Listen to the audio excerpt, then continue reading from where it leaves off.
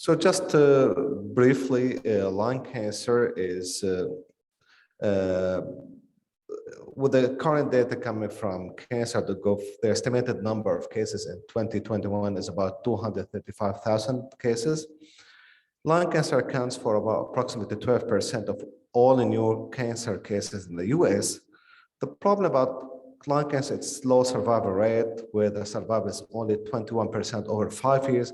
But this data this year is improving from 2018 data, from 18% to 21%.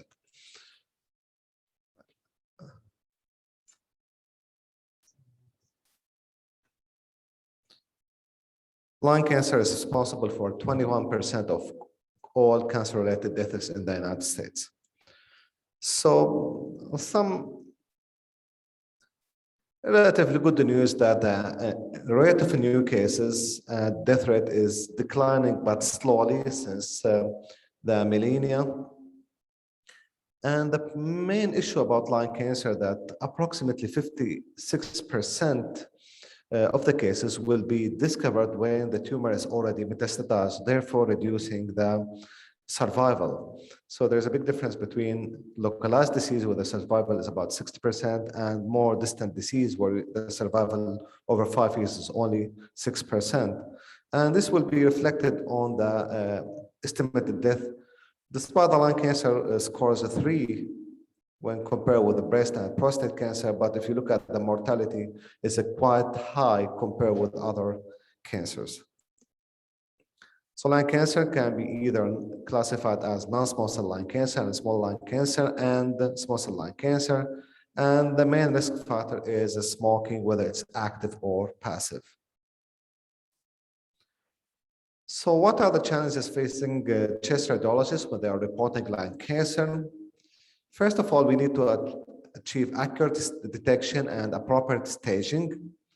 They need to optimize and standardize assessment of response, whether using the RECIST criteria and with the area of immunotherapy, the RECIST criteria, etc. Evaluation after treatment with the complication of treatment, particularly with the new complications related to chemotherapy and immunotherapy, or the assessment for the presence of residual tumor or recurrence. Novel medications with target therapy and immunotherapy leads to new concepts. We didn't hear about these before, like pseudoprogression and hyperprogression. Therefore, novel imaging technologies are also developed to face these issues, including the PD-L1 PET-CT and the gallium PET-CT scan, which is used to detect and evaluate the neuroendocrine tumors. So lung cancer can be either detected routinely on X-ray, so either a big tumor or a small nodule. That's why, unfortunately, this is like discovered incidentally sometimes. So that's why screening programs were initiated many years ago, trying to detect lung cancer as early as possible with the smallest size possible to improve outcome and survival. Sometimes lung cancer can present atypically, like here you see that as lobar collapses, whether it's the right upper lobe or the left upper lobe. So here you don't see discrete mass, you see just the collapse, and therefore you need to work up for the cause of the collapse here. Sometimes dual energy X-ray can facilitate lung cancer detection. So in this case, you see that there is right lower lobe consolidation that looks innocent. However, if you subtract the soft tissues and keep the bone, you will see that one of the ribs here, the right, maybe 10th rib, is not readily visible compared with the left side. So there is bone destruction here. So this is not a simple consolidation. This was a tumor invading the chest wall and destroying the adjacent rib. Sometimes lung cancer can be hard to find, like in this case, the only feature that can lead you to the suggestion of lung cancer is the presence of some density and irregularity in the right hilum compared with the left hilum. So when CT scan is done, there was a nodule here projecting over the right hilum. This was squamous cell carcinoma. So this is what we call Hilar overlay sign. So the next step after detection of lung cancer is go to staging, and staging accurately through the TNM system. And now we are in the 8th edition. The first edition was started in 1977. Now we are in the 8th edition. Accurate staging can improve the patient.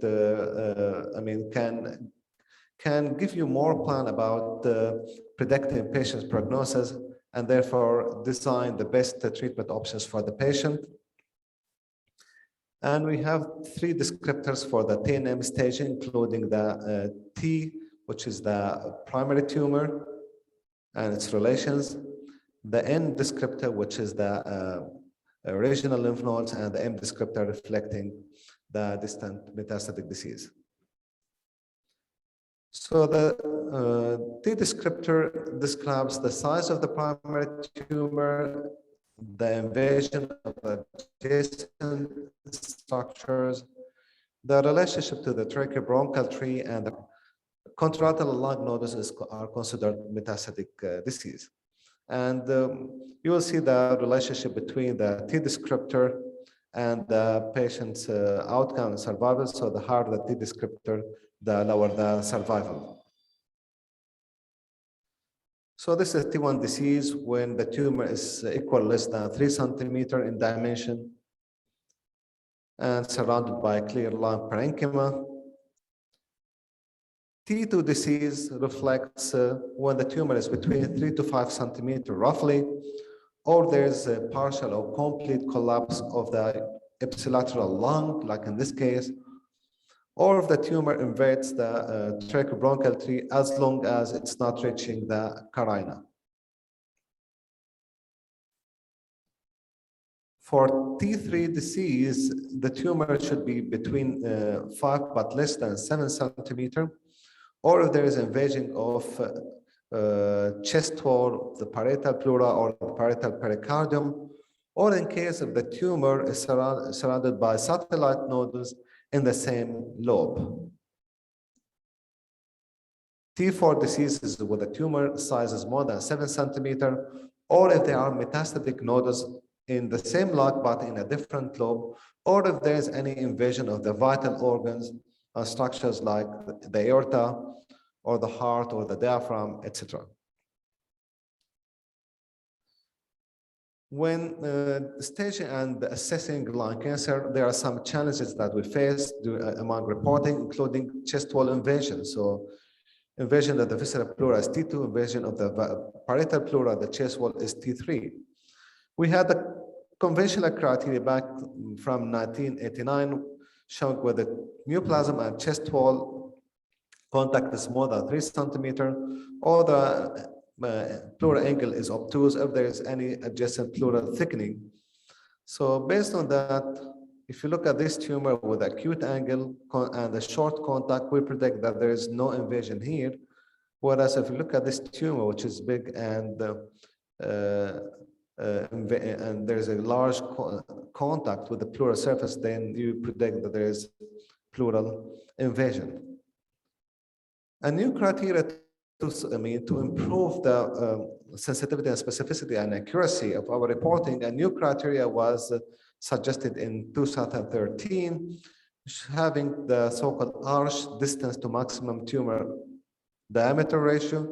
So here you take the maximum diameter of the tumor, like you see here, and then you measure the arch of the contact between the tumor and the pleura.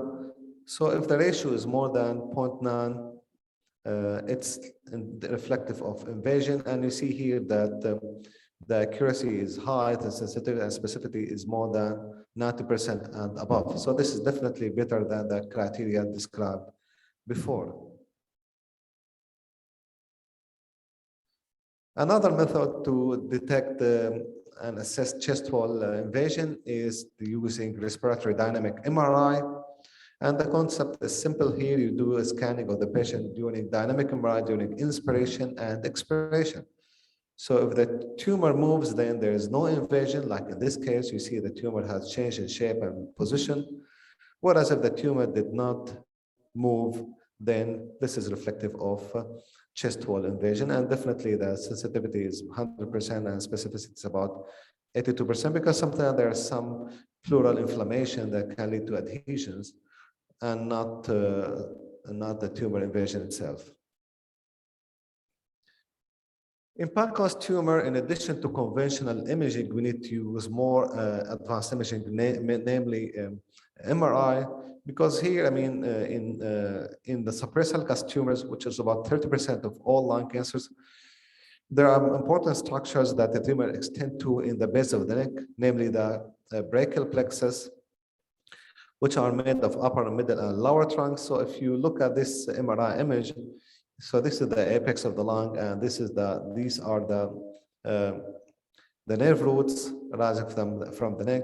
And keep in mind the white material here is the fat. So this is the case of a patient with a Pancoast tumor. You see that there is opacity in the right upper lobe, and definitely there is bone destruction. So there is destruction of the first rib. CT scan demonstrate the presence of a mass here in the right upper lobe with bone destruction. And if we look at the MRI, you will see that the tumor has extended to involve the brachial plexus. So you lose here the fat that you expect to see here, the same fat you expect to see here. So there is invasion in the lower and the middle trunk of the brachial plexus. And definitely there's partial encasement of the subclavian artery. So this information will substantially affect the decision about surgical resection or not, in addition to what kind of treatment the patient will receive.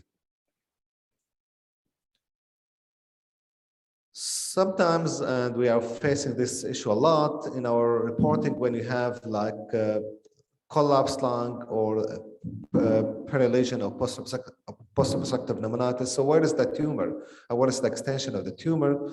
So here you see there is bronchial obstruction, and there is a lot of consolidation. But where is the exact extension of the tumor, this condition? So you will see here that when you have the hybrid images, you see that there's a consolidation. However, the avid lesion is here located centrally.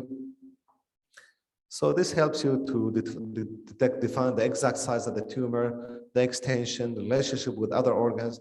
And sometimes oncologists need, like when a transbronchial biopsy fails, then you need to do like a percutaneous biopsy. So localizing the tumor is very important to know where to go for a biopsy.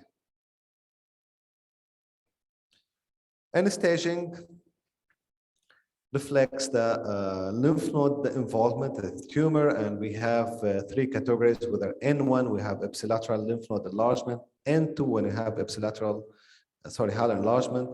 N2 is the ipsilateral mediastinal or subcanal lymph node involvement, and N3 disease when you have contralateral lymph node enlargement within the mediastinum or supraclavicular lymph nodes.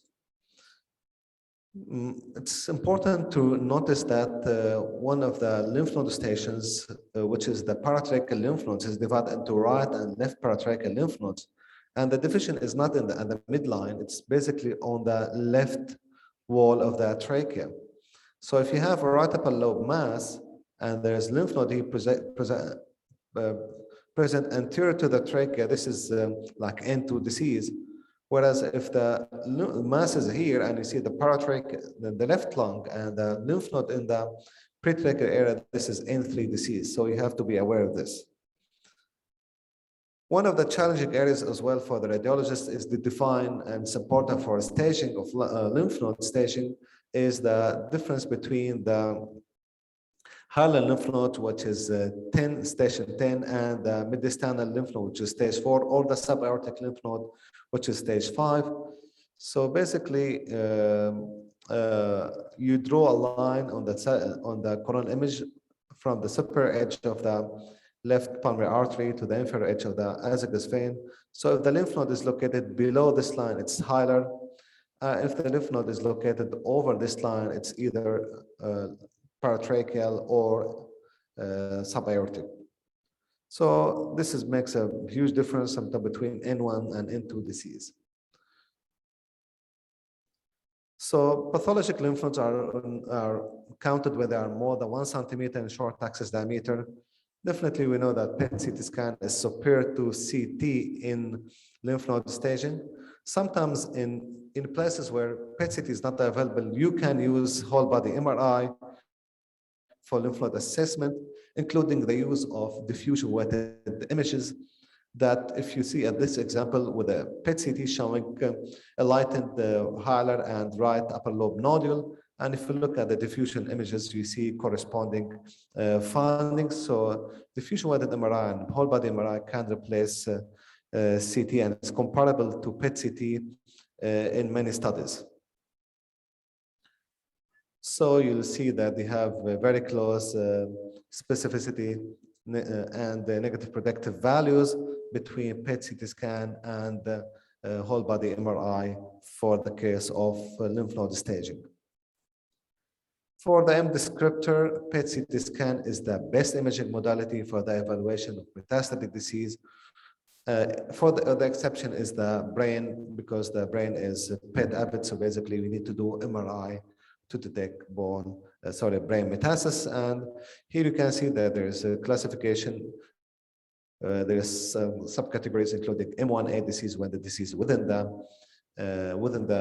thorax, M1B disease when have single extrathoracic metastasis, or M1C disease when have multiple extrathoracic metastatic disease.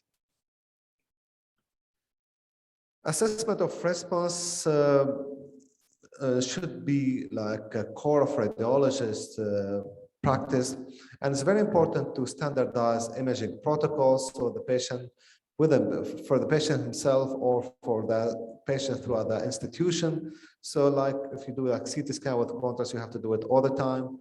You have to use, for instance, thin sections on all patients in order to take notice and assess response.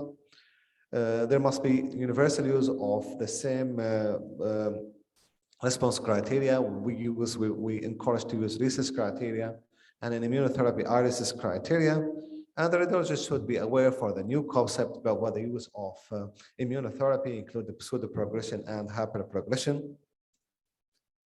So in RECIST 1.1, which was presented in 2019, the tumor burden is classified as measurable disease and non-measurable disease, and further, measurable disease is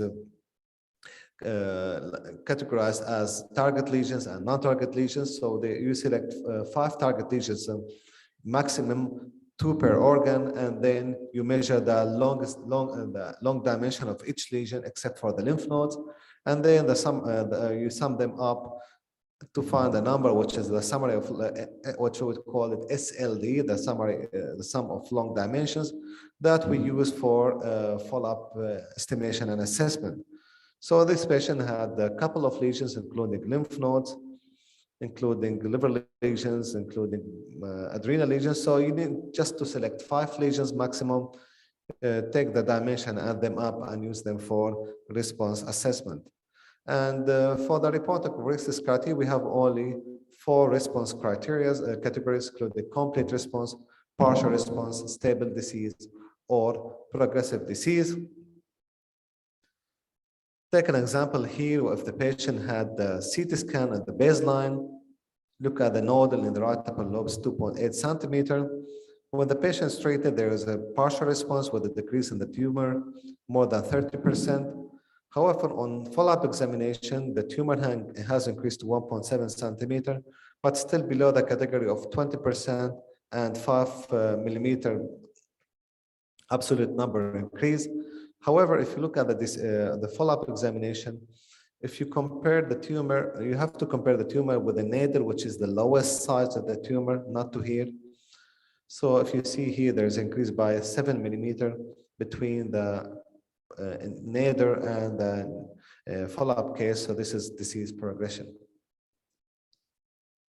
So what about tumor response in the immunotherapy era?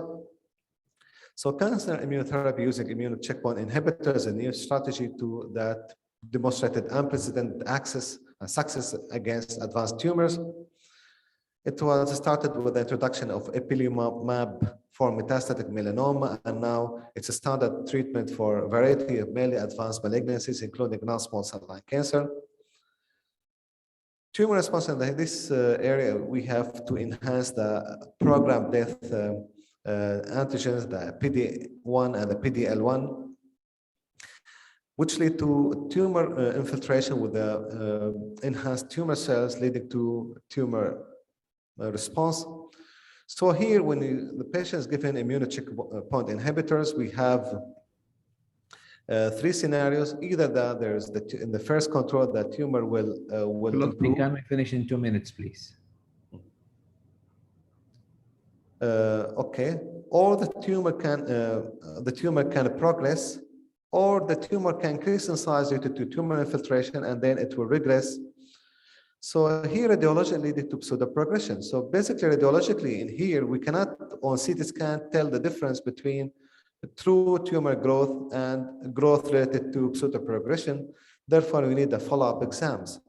This was reflected on the immunotherapy RECIST criteria, and you will see before you call it, we have a two category. Progressive disease is classified into IUPD, which is which was when you have the tumor response, which is the undetermined progressive disease, when you need to do a follow-up confirmation scan in 4 to 8 weeks, or we have confirmed progressive disease when the tumor further grow on the follow-up examinations. Pseudoprogression, therefore, describe this phenomenon, and it's seen in 3 to 7% of lung cancer. So in this is an example of non-small cell lung cancer. You scan the patient at the baseline, and at 8 weeks, you see that there's an increase in the size of the nodule. So here, it could be true progression or pseudoprogression. So on follow-up examination, you see a regression in the size of the tumor. So this is what the initial growth of tumor reflects pseudoprogression. Another phenomenon seen in immunocheckpoint inhibitor use is the so-called hyperprogression, when the tumor there is accelerated growth of the tumor after the initiation of immunotherapy. And this was described before with the discontinuation of TKI therapy. This was described in 9% of patients treated with immunotherapy, and there's a high risk in all people. So basically, when the patient is, the responders in immunotherapy, the patient may be responder on the baseline. You see that after treatment, there's regression of the tumor, or the tumor might be non-responder. So the initial nodule has increased in size, but not substantially. Hyperprogression and hyperprogression, when you see initial baseline CT scan, and you see on the follow-up examination, there's substantial growth of the tumor. Immunotherapy comes with its own side effects, including pneumonitis, hepatitis, etc.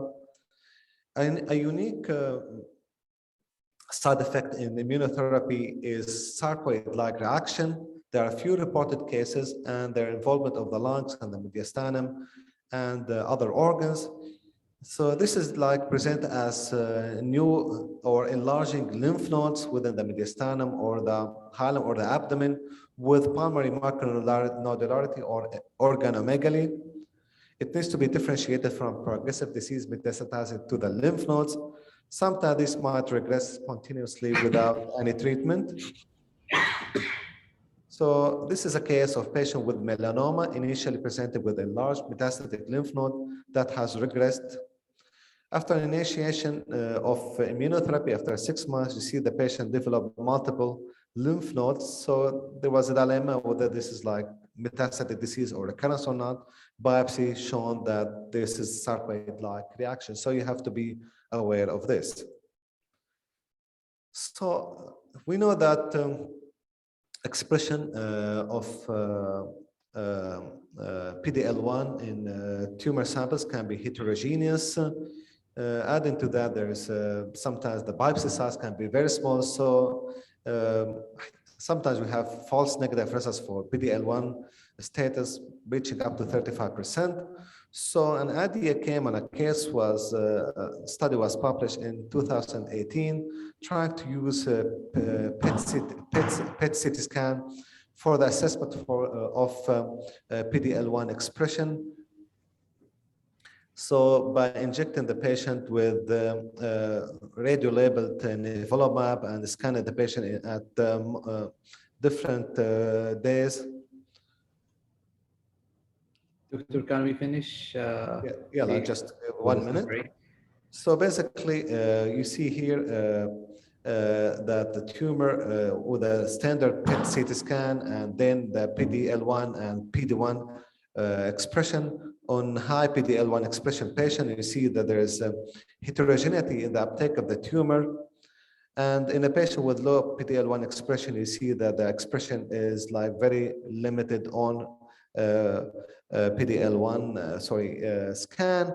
So basically, this opens a new door for us that we may in the future use a PET CT scan for the universal holistic assessment of PD-L1 status in cancer patients. So our take-home message: lung cancer detection, staging, and treatment assessment can be challenging in the area of sophisticated and personalized oncology services. Immunotherapy comes with the new concepts, including pseudoprogression and hyperprogression and side effects. Optimizing lung cancer can necessitate the use of advanced radiological modalities, such as whole body MRI and PD-L1 PET CT scan. Thank you for your attention. Thank you, Dr. Loutfi, for this nice talk. I'm sorry that we need to rush you at the end of the day, of the time.